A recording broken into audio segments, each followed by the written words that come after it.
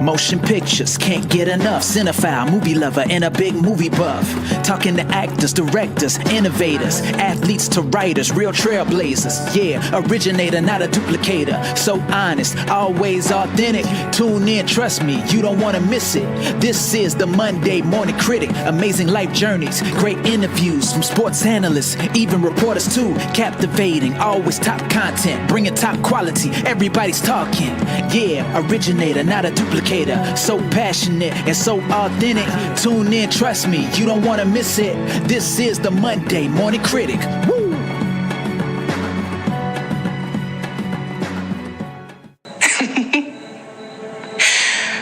But that was just a dream. Just a dream. The worst dream. The screaming Mimi. But then I woke up. And they were safe in their beds.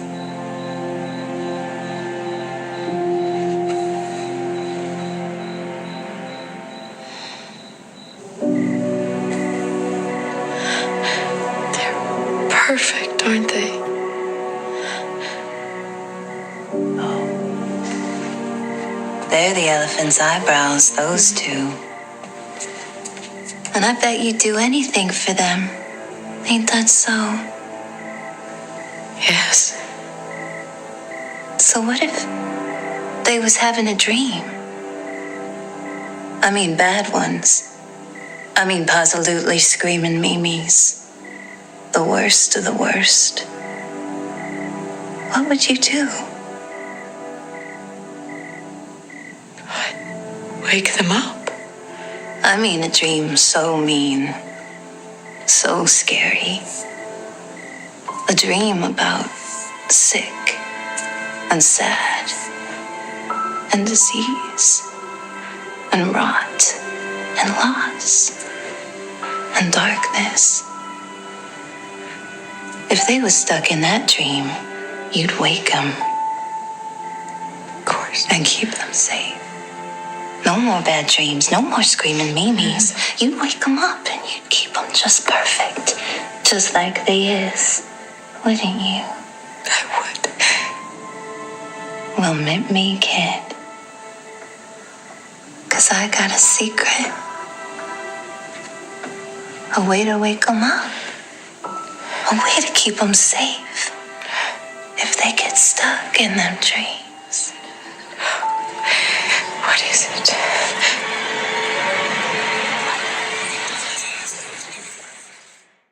Welcome to episode 109 of the Monday Morning Critic. Today is the last episode of 2018, and I could not ask for a better guest. My next guest has delivered what, in my opinion, is quite truthfully one of the best performances of the year, big or small screen, as Poppy Hill in The Haunting of Hill House. She is as talented as they get. Please welcome Catherine Parker. Catherine, thank you so much for being on the show today. Hi, thank you so much for having me. It's an honor. I don't know where to start with you because you have such an interesting filmography, an interesting person. So let's go early. Let's go Virginia. I could not find early stuff on you. So like with probably 98% of my guests, I can find early stuff, and your filmography is fantastic. What can you tell me? And I know you were born in Virginia. Talk about growing up in Virginia and when the acting bug hits. Where how does that all take place? Yeah, so I grew up in Northern Virginia, about 30 minutes outside of Washington, D.C. No ties to the entertainment industry. My dad worked for the government, for the National Labor Relations Union. My mom's a Spanish teacher. But I was always drawn to the performing arts and was put in dance classes, did lots of community theater, but didn't really take acting seriously until I was at Christopher Newport University, which is in Newport News, Virginia, on the peninsula by Jamestown, Williamsburg. Okay. And I became a theater major, and that community of people just has always deeply resonated with me. I felt really I guess accepted. I had a really hard time throughout my academia career. I did poorly in school, couldn't concentrate in classrooms, ditched school all the time. So when I found the theater, it just made sense. I don't really know how else to put it. It just felt like putting on a really good fitting pair of pants. I was like, right, this feels awesome. In high school, did you do drama in high school, Catherine, or was it just, did you pick up on it post high school? Yeah, I did, but I didn't really take it seriously until I guess it was my senior year. I did this play called The Dinner Party by Neil Simon. It's a comedy.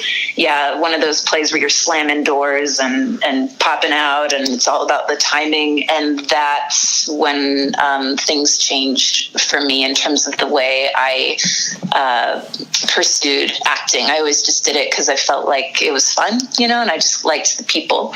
And I grew up watching, like Entertainment Tonight. Do you remember Entertainment Tonight? Yeah, of course, yeah. Yeah, right. And People Magazine and all that stuff felt like really, really far away. But when I got down to the creative process of theater, I was like, oh, right, like this is something attainable for me to do.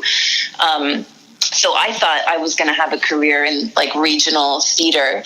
But when I was 21, I was in my last year of college at Christopher Newport University. And I went to Atlanta, Georgia to visit my sister, who at the time was a reporter for CBS News.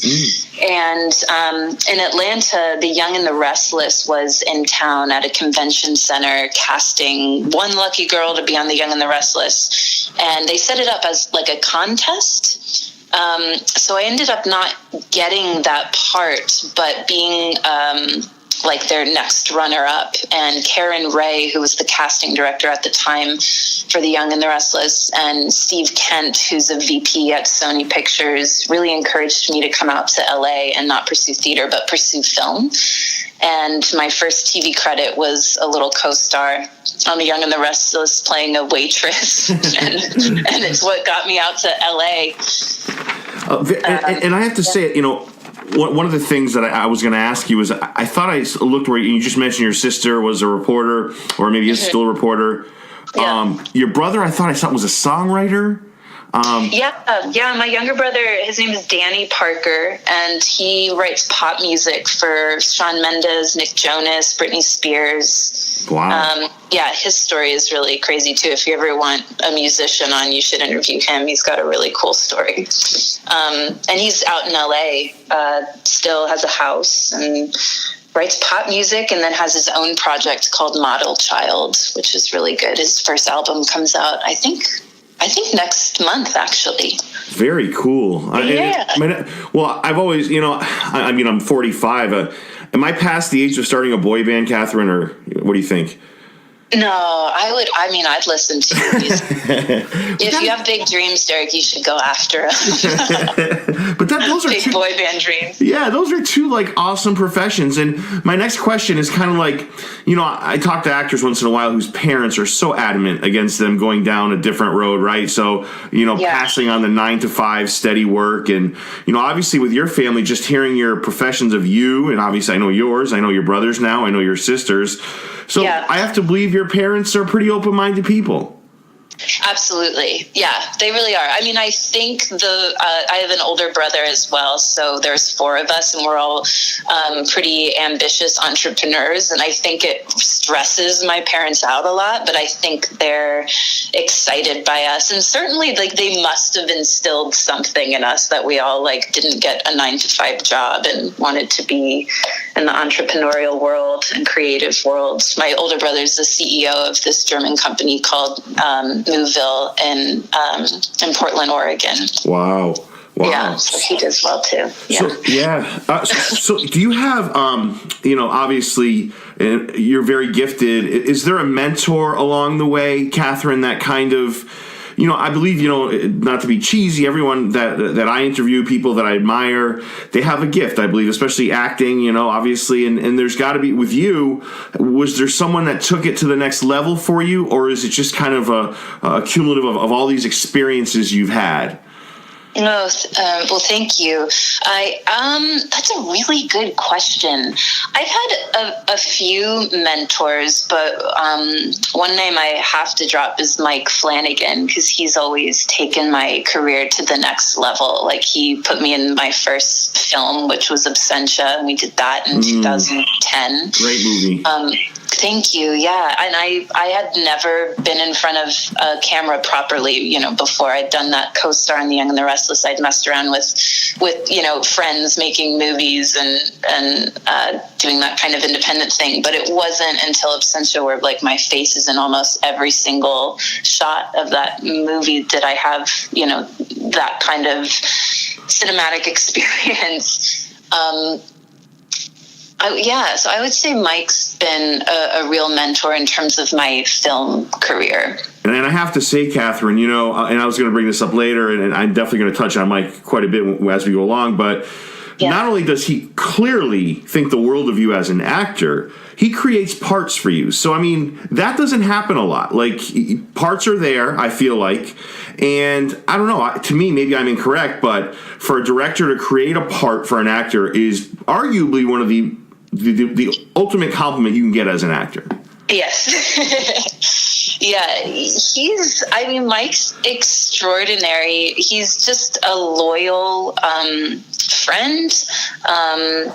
And I think Mike also just really likes to work with who he likes to work with. That's why he uses the same people as much as he can. I think it makes him feel maybe more comfortable. I'm just guessing. I've actually never asked him that question. Why do you use the same people? But I would guess that it makes him feel more comfortable to have his friends on set and people that he can trust. He's really, his career has really exploded. So I reckon it probably feels nice to have your nearest and dearest around. I know Mike and Kate, his wife, they have an incredible work relationship together. They've done Hush together. She was in Oculus, and now you really see her shine in The Haunting of Hill House. And I think they both probably feel like they make the other one better.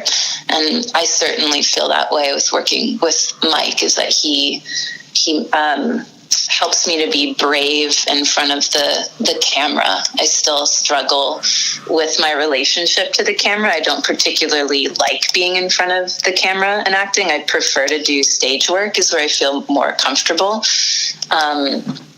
But yeah, Mike's just given me probably the most opportunities to kind of work out those issues. Yeah, and it's so funny because, you talk about somebody who's breaking out. It's ironic because you are at the head of the class for sure.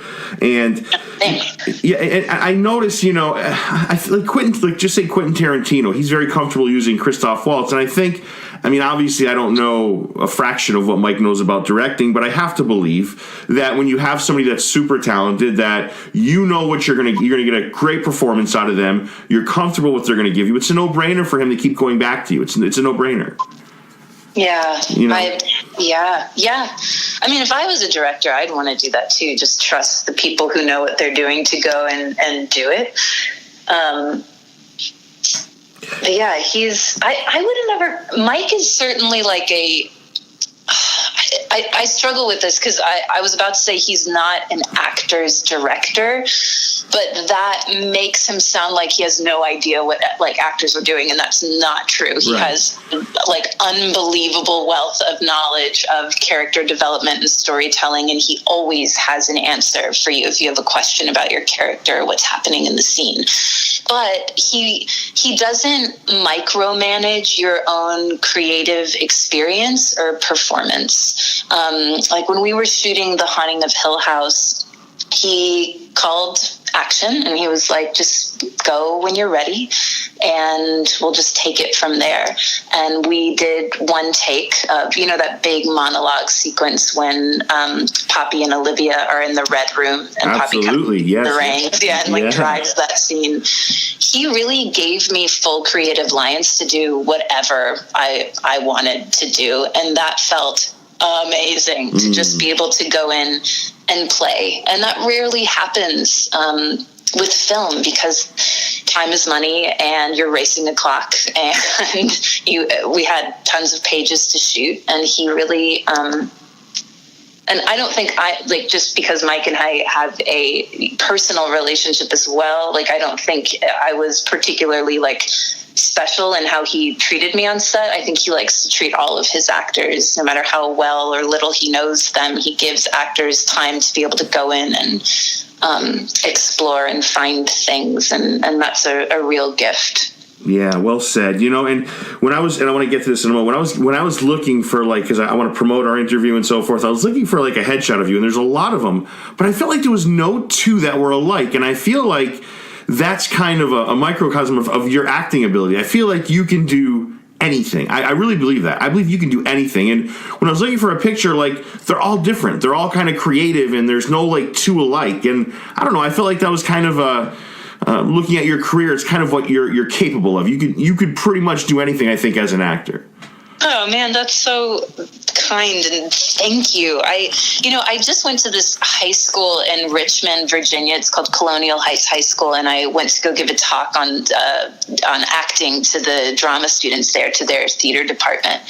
And we were talking about how difficult it is to navigate the entertainment industry, because you are a product. Like, you learned how to act in theater school, and it was all about like facilitating your like creative drive. But then when you get to LA or New York, you go into the business and it knocks the crap out of you, because it's not about how good you are, it's how you sell yourself. Right.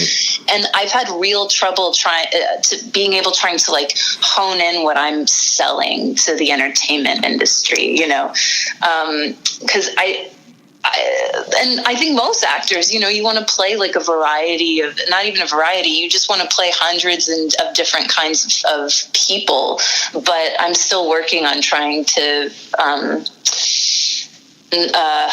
sell one thing and get good at selling that thing, so the business trusts me with other things. But yeah, I mean, right now my hair is super short and brown, and in The Haunting of Hill House it was Flapper Girl and bright red, and I can look really different, which is exciting. Absolutely. Yes. It's exciting, but I think also confusing to a lot of people, especially with my name difference as well, Catherine, Katie.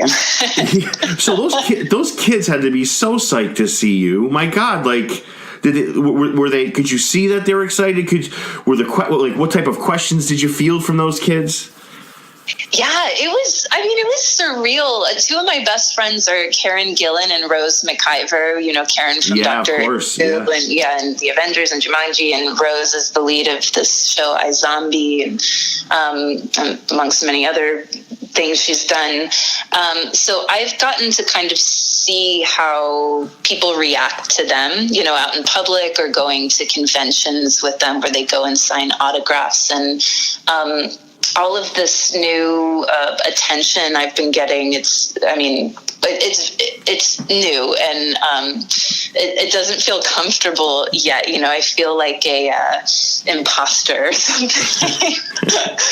But I guess it was good for them to be able to meet me, because I was like, I'm from Virginia too, no ties to the business, and doing it. So it was special to be able to connect with them. And high school's such a crappy time to be a totally. Yes. It's like the worst. Yeah. Has Rose and Karen had a chance to watch how wonderful you were in the Haunting of Hill House? I don't think they have. And to be honest, I haven't seen a lot of their work either. It's like we met each other in circumstances where like acting was non-existent. We just got to know each other as women and people on this planet. I had never seen Doctor Who. And I remember Karen and I spent a Christmas together one year, and she was like, it'd be special. Let's watch my very first episode I was in of Doctor Who. And I was like, yeah, that would be special. And we watched it, and I was like, oh my gosh, every one of her fans would be freaking out if they were in my shoes right now. That's great. What do you find? So when kids look to you, right? Because it's let's just get right to it. Like, high school's a shitty time for a lot of kids. Yeah, so it is shitty. What did they like? Did you find some of the questions like, how do you get to where? Like, what were the questions around? Just pretty much about your life, where you are now. How did you navigate through the difficult times? Yeah, that actually was a big one that came up. How do you go through the highs and lows of the entertainment industry? Good one. Yeah. Yeah. And it's brutal, and you need a lot of help. The business is really catered towards people who are already doing well. Like, this idea of like a waitress getting discovered in a restaurant doesn't really happen anymore. I think you kind of have to be born into a good socioeconomic position to be able to like really do the starving artist lifestyle.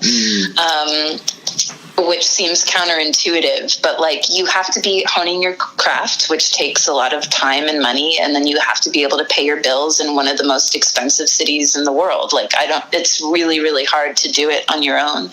But one thing I like to tell people is that the business is not responsible for your creativity, and your creativity is what is going to be your foot in the door. So you can't put, all of your cards down on one audition. It can't be that exciting when an audition comes through. You can't put everything on that. You've got to be looking forward to the play reading you're going to do with your friends from your acting class or the pottery class that you go to, or like whatever fills you up creatively is what kind of has to keep your head in the game.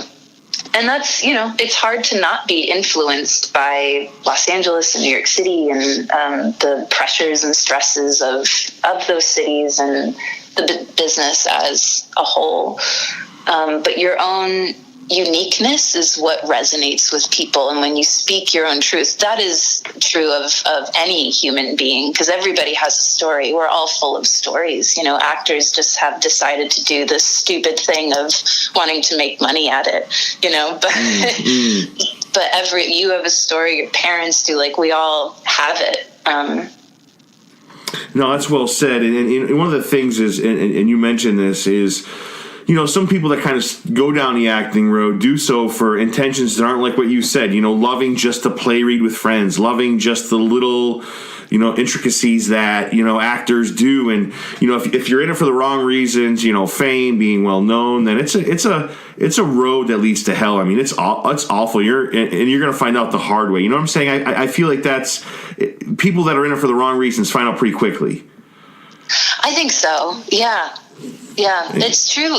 They say you got to love it more than anything. And I think it's true, because you miss a lot of stuff. You miss birthdays and holidays, and you're always kind of on call, and your life can change at any moment. And it's a lot. It's gambling is what it really is. It's a gamble. Sure, yeah. And, I'm looking at your character here, Poppy Hill. I mean, I can't even begin to tell you, you've probably heard it all, but I was just so blown away. And I don't think, I'm a big believer in there's one actor for one part. Like, I'm a big believer in that, especially something like this, right? Because anybody can represent evil. Like, so, like, if you watch Star Wars, like, you look at Darth Vader, he just looks evil, right? You watch a pirate movie, they just look evil.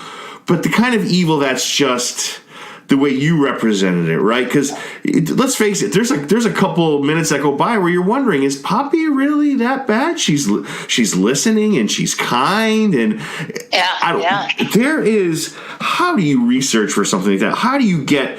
And I'm not gonna. Like I said, you were born to play this part because of your ability. I don't know how you do it. Where does the research start? Where does this all begin for you? Oh gosh! Oh, you're so nice. Where does it begin? Well, so So I had auditioned to play Nell on The Haunting of Hill House, and I also auditioned to play Joey. So both of those characters obviously didn't go my way and went to the right actresses. So I kind of believe that, like you said, like the characters kind of find you and the right person ends up playing it. And when Poppy Hill came my way, Mike just told me, like, hey, this is the part that I really want you to play. And I read it, and that character just flies off the page, that I was like, I can't believe I get to do this. Because just the way she was written, I was like, oh my God, this is incredible. And it was really in my wheelhouse. I really like playing characters from different time periods, particularly past time periods. So the 1920s, 1930s, like aces. I watched a lot of silent films with Clara Bow and Marion Davies. Oh, good. Yeah. And then I kind of just got to use my imagination. What's interesting about Poppy in particular is that while you're watching Hill House, you see all these hidden ghosts, and not even hidden, just ghosts around the house. But this one speaks. So I got to do whatever I wanted. I got to pick how she spoke. The accent I speak with is sort of like a trans mid-Atlantic accent, but also again used my imagination and kind of manipulated it. I wanted her to be really feminine and kind of sexy and seductive, because she seduces Olivia. Yes. And then playing across from Carla Gugino, she's just an extraordinary actress. Like, I mean, she fueled a lot of what I was doing, and I was talking earlier about being afraid of the camera. The DP that Mike works with all the time is Michael Fimignori, who is just like the most brilliant man. And I told him, I was like, I hate that the camera's here. And he was like, well, girl, it's going to be in your face, so make it a part of your performance. Don't ignore it. Just make it a part of it. And that kind of went into the character as well. And I struggle with being able to break down a performance, because there's so many elements of like research and getting in your costume and your hair and your makeup, and then getting into kind of like a mindset and cooling down your nerves, and then action happens, and then it's almost like all that preparation hopefully dives into all of your cells and your brain and your heart, and then you just kind of like execute things, and it just moves, and it's not that you black out, but it's almost that you're so dropped into it that you're not quite sure how it's working. It's just working. Like you brush your teeth every night before you go to bed. You just kind of do it. It's just a part of you. The way you like walk, you just know how to do it.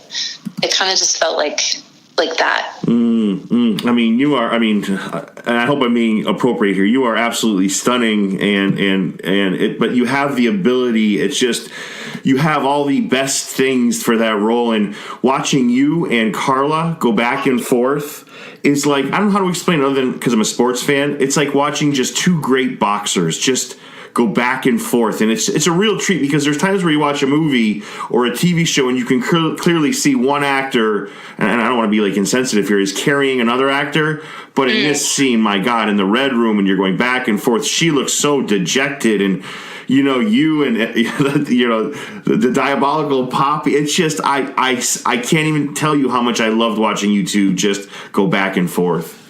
Thank you. Thanks so much. Yeah, I learned a lot from her. I mean, Carla's had an incredible career and continues to have an amazing career. And she taught me a lot in between those takes. She was teaching me a lot about what it is to be on set, what everything means, because I still feel like such a student to it all, that I'm always trying to learn and stay out of the way. And one thing that's really hard that I feel like actors don't talk about enough is how to preserve your energy through those takes, because you have 14, sometimes 18-hour days of being on set, and you have to sustain your energy to be able to do an awesome performance, and you can't blow it, Right. She taught me a lot about that, preserving your your energy. And she's also just such a giving actor, you know. She just the way she even just listens to you, she's so present that you can't help but just kind of relax and drop into her. And that's what I love about like where your career is going, and you as a person and an actor, is that you just said it, you know. You have time, you ask questions, you're always inquisitive. And I mean, you could easily say, hey, this is where I am in my career, I don't need to learn anymore, because there are people like that in all professions where they feel like, you know what, I don't need to ask questions. But that's the big difference. You have the talent, you have the look, but this is the big part. It's asking questions. I mean, this is from just my opinion, but these are all the intangibles that make up very, very successful people in all professions.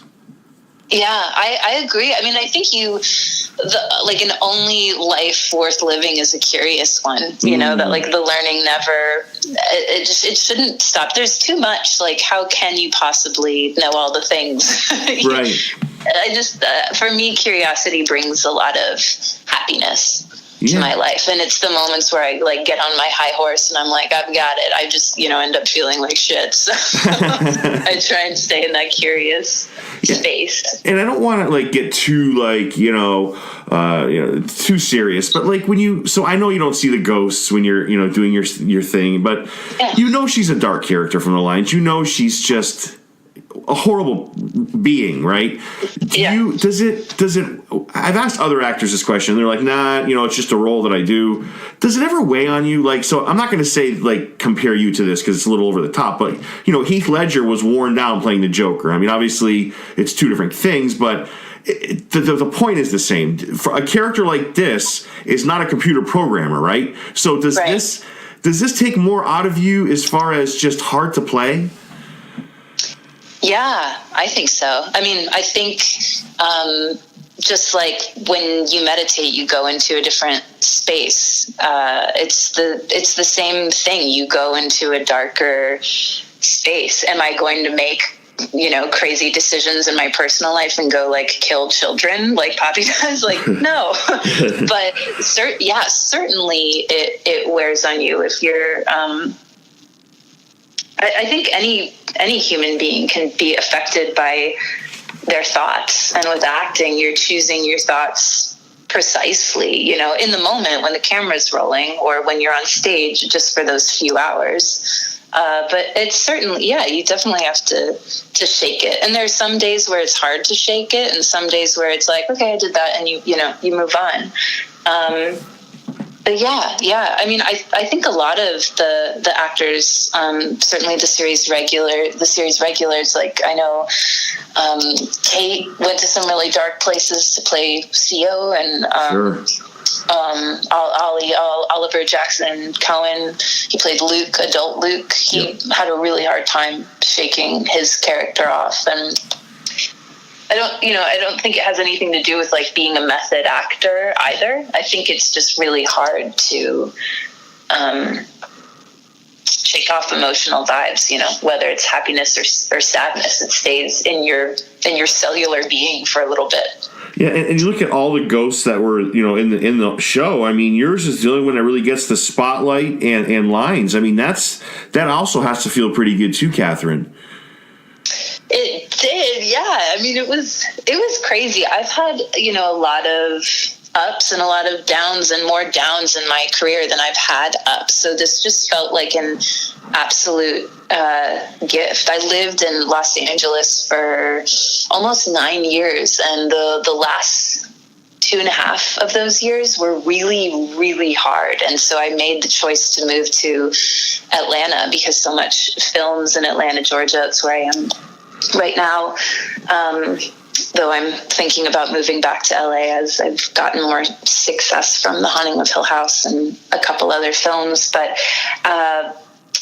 it's, it hasn't been a smooth ride for me. And Mike called me, and this was like 1.5 years ago. And he said, I'm going to shoot The Haunting of Hill House in Atlanta. I'm so happy you're there. Let's try and get you on the show. And I was like, all right, great. Cause that happens sometimes, but it's really hard to get cast, even if you know the showrunner. And like I said earlier in our interview, like I auditioned a few times to try and get cast in that show, and it was really hard because so many people have to say yes to you. It's a miracle to get cast on anything.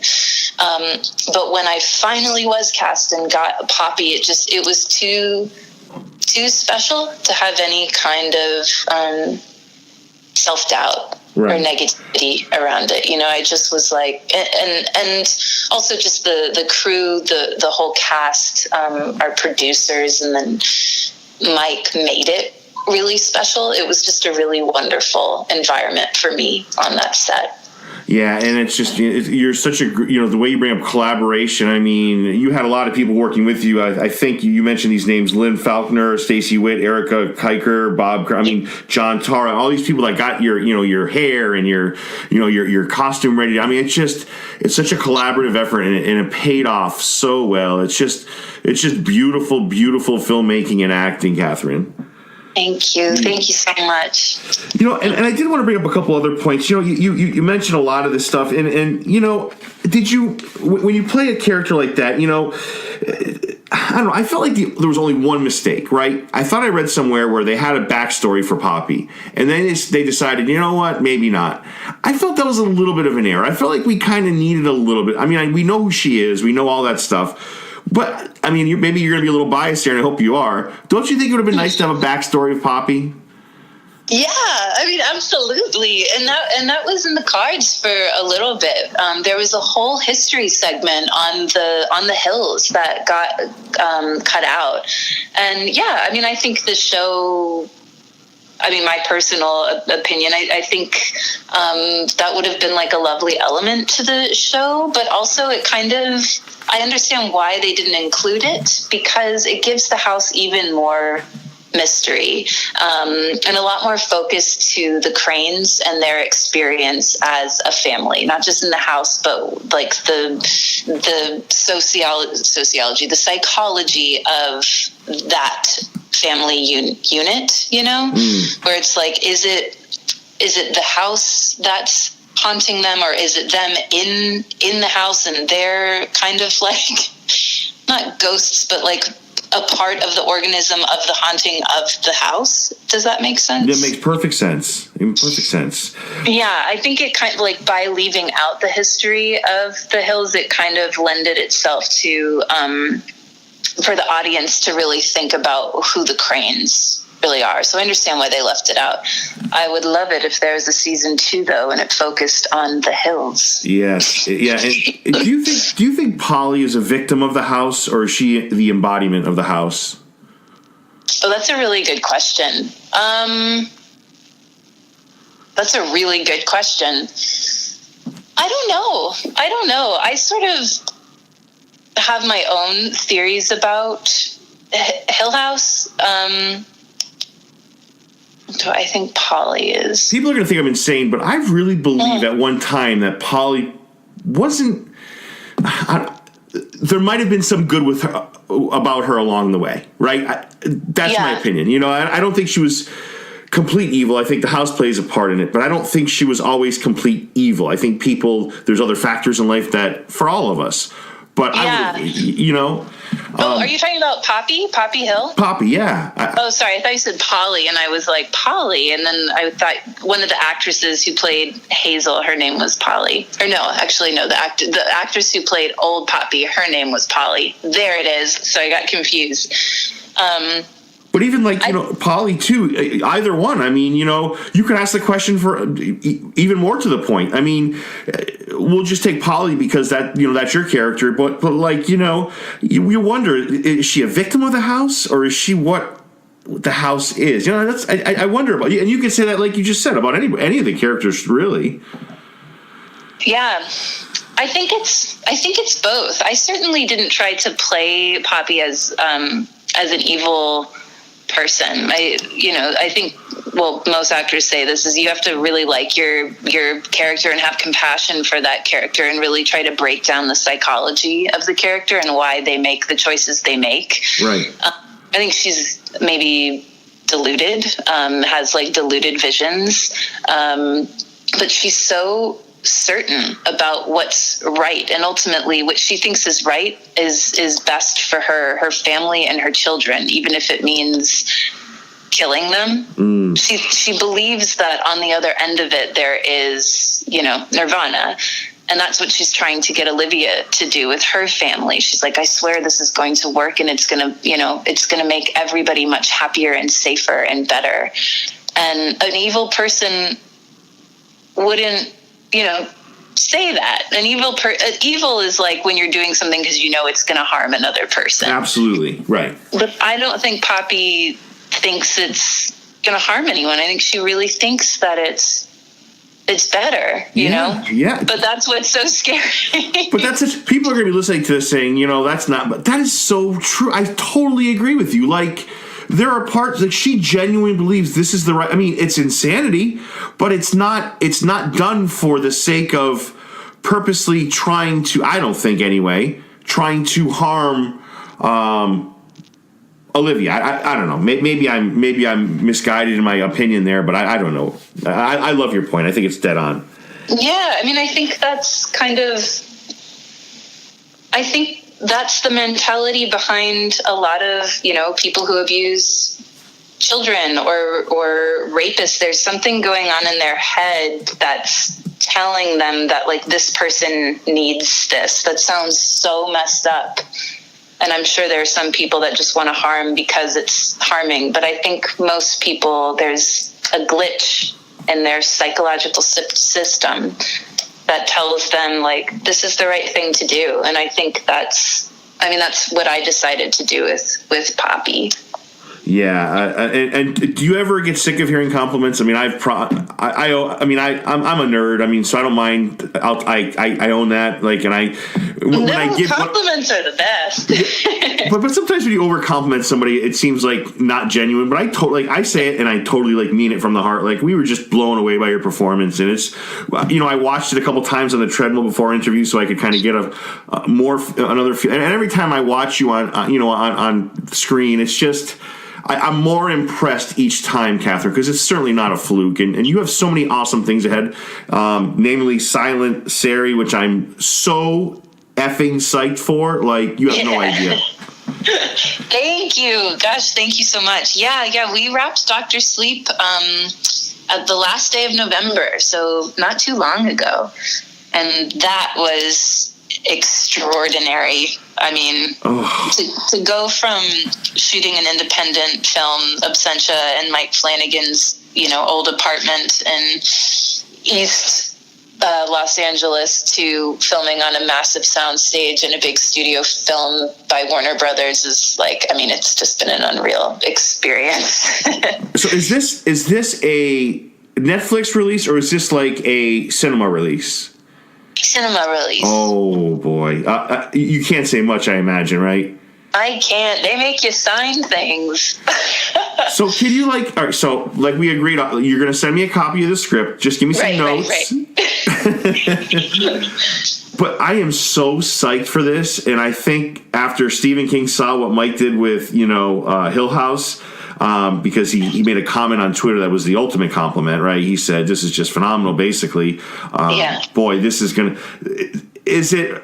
Are you happy with everything that unfolded with Dr. Sleep? Can I ask that without trying to get you in trouble?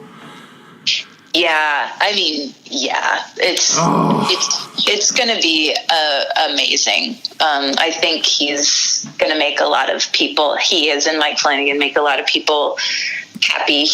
Mike directed Gerald's Game, which is a Stephen King novel. So Steve King and Mike have a really neat relationship. And what's particularly special is before Mike became the director he is now, I've known Mike for, like a decade now. Wow. His favorite writer is Stephen King, always has been, and he'd always talk about him. I remember going to his apartment for parties, and there would be all of Stephen King's novels, The Stand, The Shining, everything.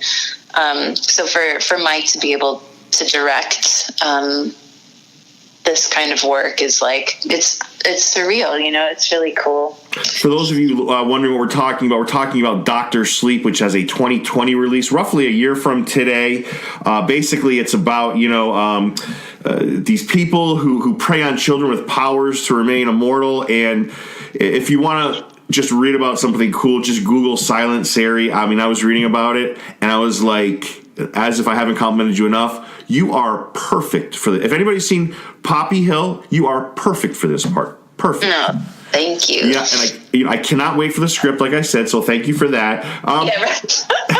Is it a lot different, and this is probably a duh question, is it a lot different shooting a cinematic release versus a Netflix release? I mean, obviously it's the same talent, it's all the hard work, but is it? Can you tell you're on a different type of set with budget and so forth? Can you tell? Yeah, I mean, for the Haunting of Hill House, that was a big budget. But yeah, certainly Dr. Sleep was a few notches up. But I think just from going from like independent film to any kind of studio film, that's really the big jump in terms of like, the food is better and you're in a trailer and people are really, really, really good at their individual jobs. But the process for actors is it's always the same. That always stays the same. But yeah, little things like money. Yeah, are big differences. But yeah, there wasn't too big of a jump that I noticed from The Haunting of Hill House to Dr. Sleep. But then again, I'm like that girl on set who's just so excited to be there. That's so cool to hear. That is so cool to hear. I love the fact that you're a fan who wants to learn. Like, I love that. Like, that's. I'm telling you, those qualities, and you know this. I don't care what profession, they make you more successful. I think so. Yeah. And my thing with like other human beings is that everybody poops. So like nobody, I'm like, we're all the same. We all poop. It's all fine. Like, I'm just here to learn and get better as a nicer person. That's always my goal anyway. That's great. So I have a few more questions if you don't mind answering them. Yeah, sure. Thank you so much. Just one of my attempts at humor. Do you find that people flinch around you when you raise your hand near their forehead?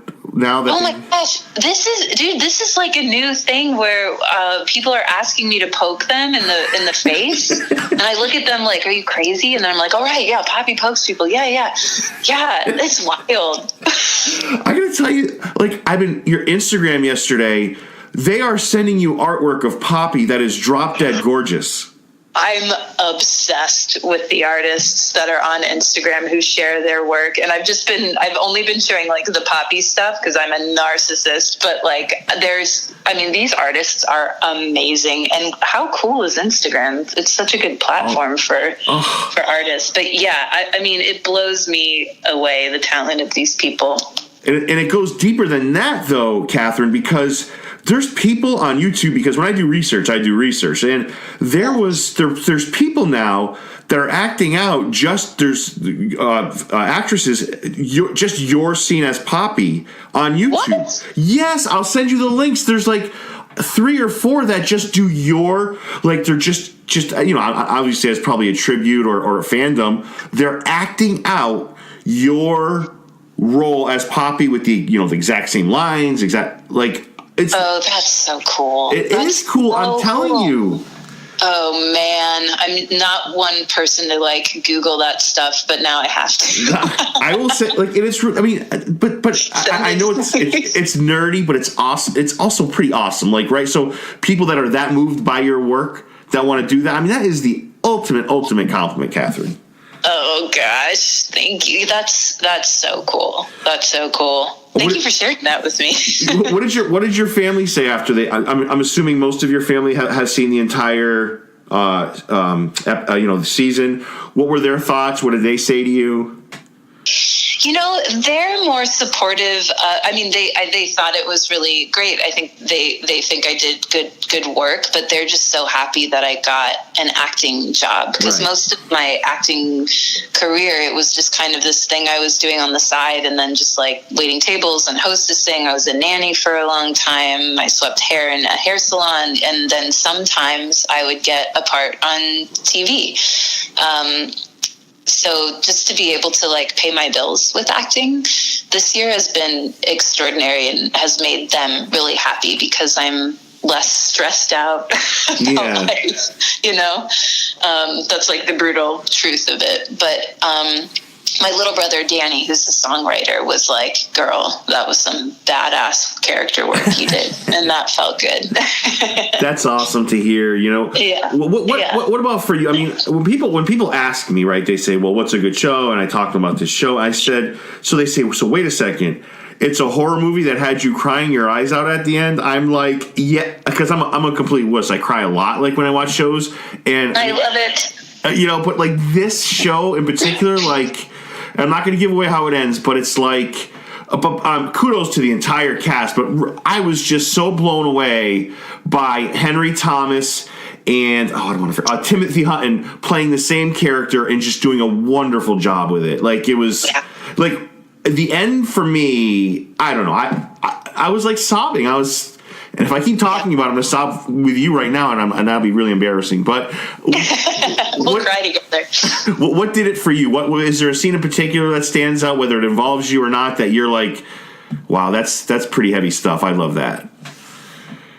I really love the sister dynamics between Theo and Nell and Theo and Shirley. I love those scenes played by Kate Siegel. I think Kate is an amazing actress. She and I were actually in acting class together way back in the day in LA, and it's just like such... it's just with like a great heart of fulfillment I have to see her just smashing it, you know.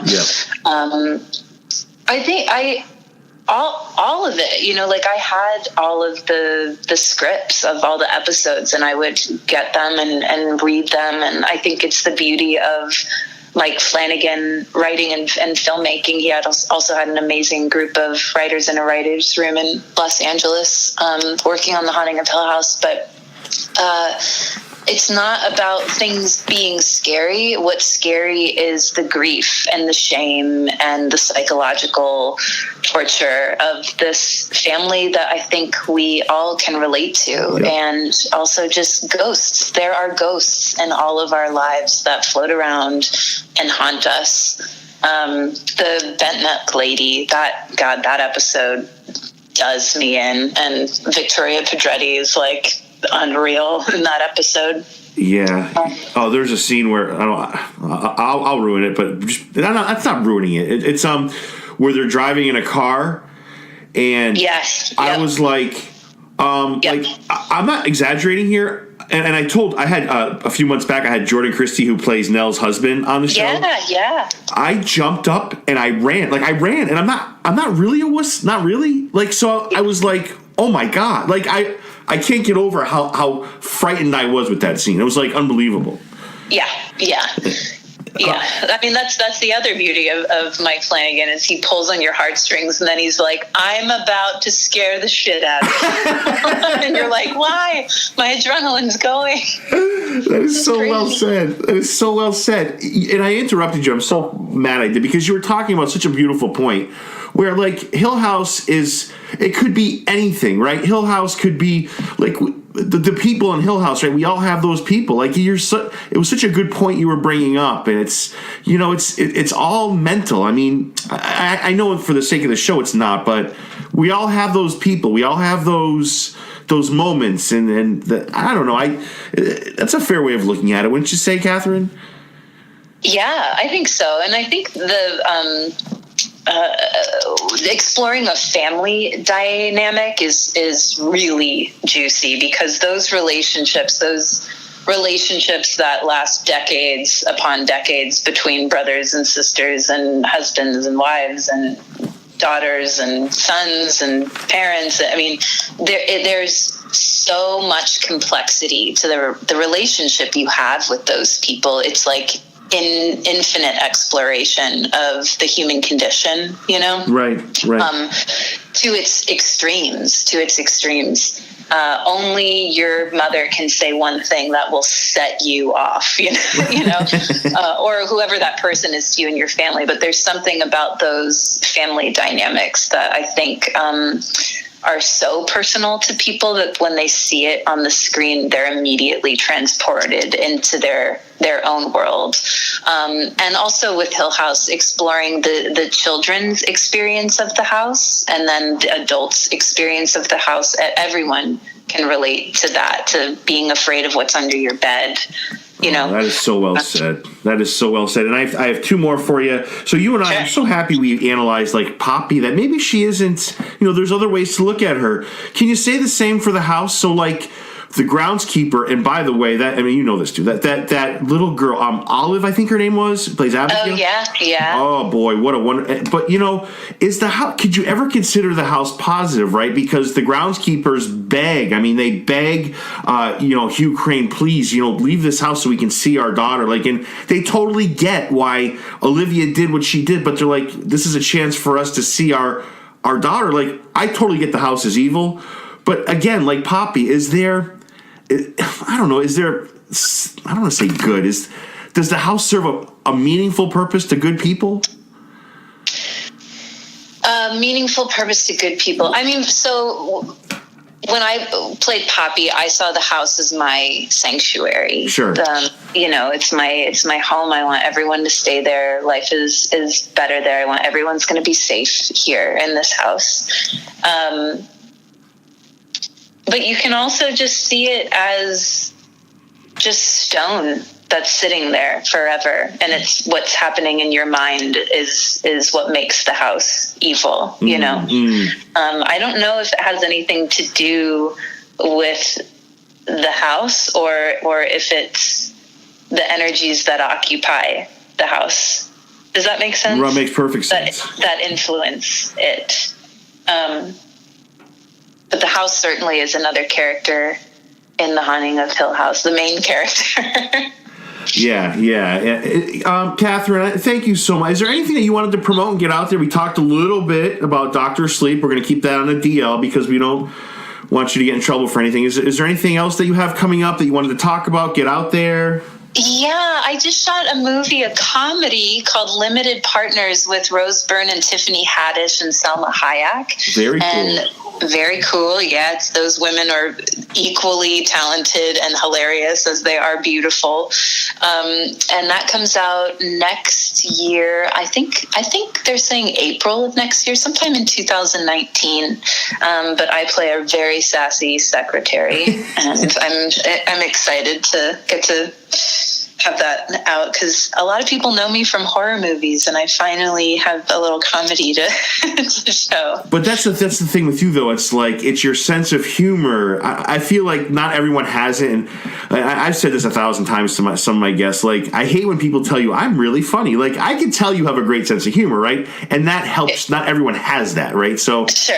You're definitely not the horror movie actress. You are a great actress who happens to be in a few horror movie TV/big screen movies. Oh, thank you, sir. So I have to ask you, I've put you on the spot. I would hope you come back in a year and talk about Dr. Sleep. I would be so honored in a year if you came back. And I would love that. Yeah, Catherine, you really made my day by coming on, and you said so many awesome things. And I know my listeners are going to love this episode. You're just such an interesting person, and I truly can't thank you enough for coming on today. Oh, likewise. You give a great interview. You're really great at this. This is wonderful.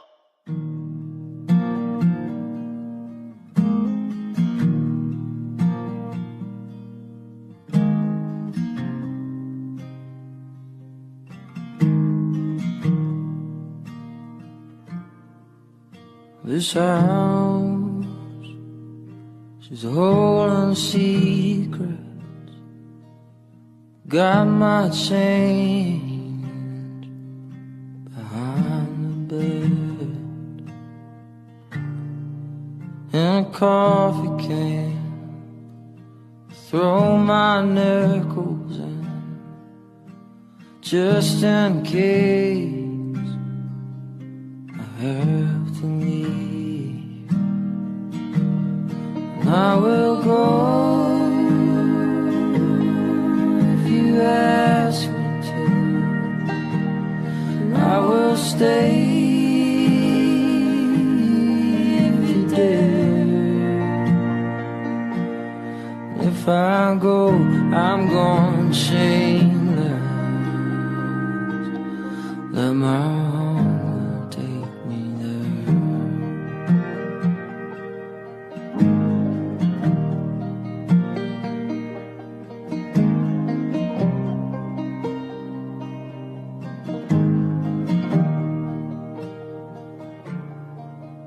This house is quite the talker. She creaks and moans.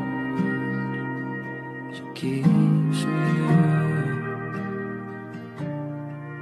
And the photographs know I'm alive. And they just laugh as I burn down. And I will go if you ask me to. I will stay if you dare. And if I go, I'm going on fire. The mind to take me there.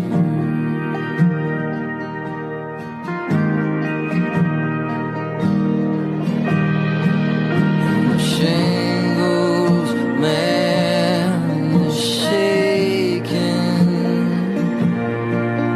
Back doors burning through. This old house, she's quite the keeper.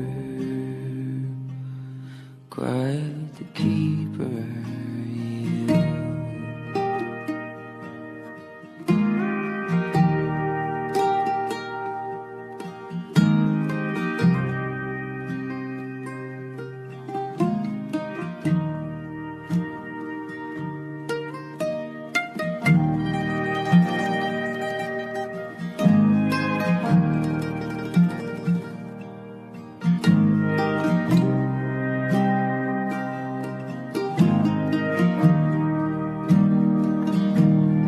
I will go if you ask me to. I will stay if you dare. And if I go, I'm going crazy. But my darling, take me there. If I go, I'm going crazy. Let my darling take